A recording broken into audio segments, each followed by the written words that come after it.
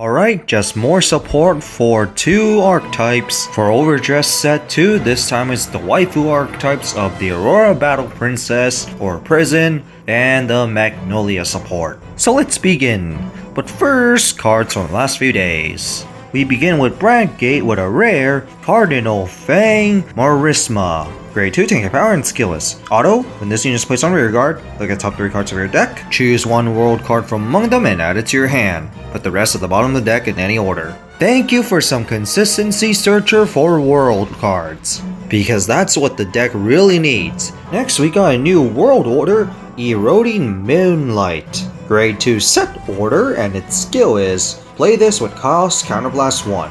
And then when placed on your ore zone, auto call Shadow Army token. Definitely a really needed world order for the Cardinal archetype, because Cardinals in general lack early game pressure but has pretty good late game pressure in the form of Orphis, especially with cards involving Shadow Army tokens, and this being a grade 2, you now have some early game push. And its second skill is just it becomes Dark Knight if it's just one world order. If there's 2, it becomes Abyssal Dark Knight, just like all of them. We continue to Dragon Empire with a rare Strong Fortress Dragon G Bra Bra Chio. Grade 2, tank power and skill is act rearguard. If your Vanguard is Eugene, cost Soul Blast 1, rest this unit, choose one of your opponent's rearguards and retire it.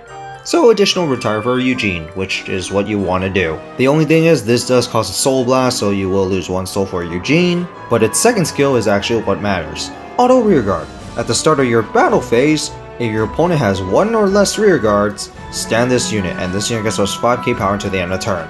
So one thing that you can do is, say you're able to nuke a bunch of your opponent's rearguards until they only have 1. Well, you can always use Eugene to rest this unit, and then this unit could just stand during the beginning of the battle, so you don't lose out on 1 attack or any boosting. So you don't really need to play it for its first skill, but the first skill can be helpful. But primarily play it for its second skill. And then we go to Cater Sanctuary with a triple rare, Heavenly Bowl of Guidance Lepharos. Grade 3, 13k power and skill is count rearguard. If you Persona Ride this turn, this unit gets boosts. Definitely for Bastion. Second skill, auto backward rearguard. Once per turn, when another unit is standby card ability, stand this unit. Obviously, first skill is meant to synergize with the second skill, but you do need a Persona Ride to make this in full value because of it.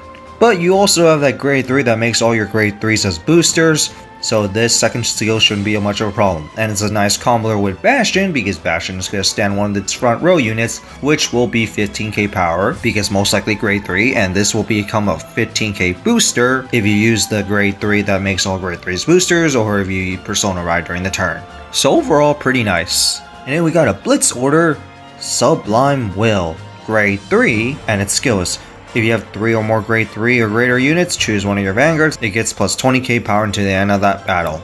So basically a good defensive card just for Bastion. And we go to Stolkea with the first card being a rare, Fleet Eater. Grade 2, tank your power and skills.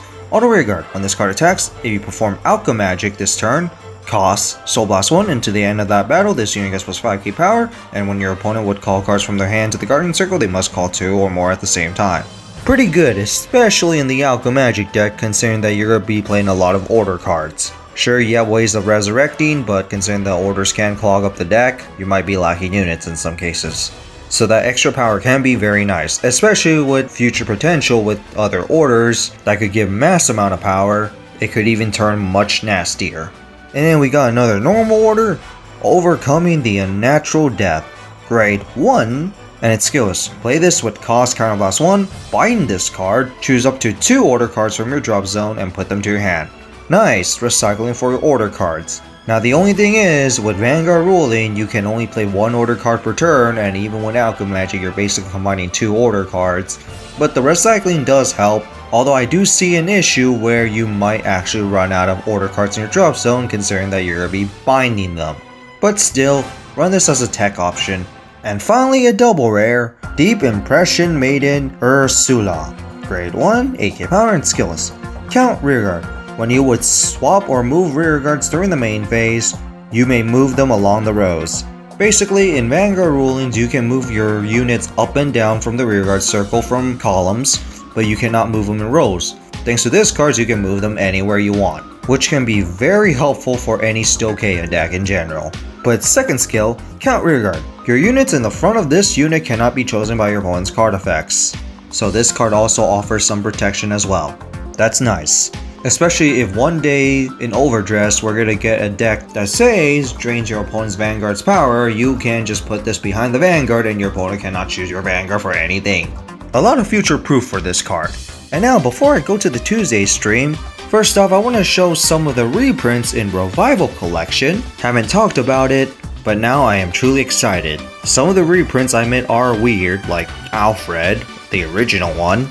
But we finally get some manga cards like Dragonic Overlord the Turnabout, and some very needed premium reprints like Denial Griffin, the original Dragonic Overlord the Cross. Now I'm very tempted to build a premium the Cross deck, and other good stuff. And now for the Tuesday stream, first off we got a new type of front triggers with abilities, which all of them do the same thing where count Guardian. If your opponent's Vanguard is grade 3 or greater, this card gets shield plus 5k. Are you really gonna make triggers with abilities now? Kinda too quick now. Although for the front trigger it makes sense because many decks don't really play the front triggers. So it gives more deck options.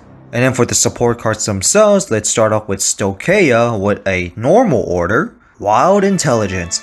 It's a grade 0 and its skills. Play this with cost counterless 1, mill the top 3 cards of your deck, choose up to 1 card with the same grade as your Vanguard or lower from your drop zone, and call it to rearguard. If your Vanguard is Magnolia, call 2 instead.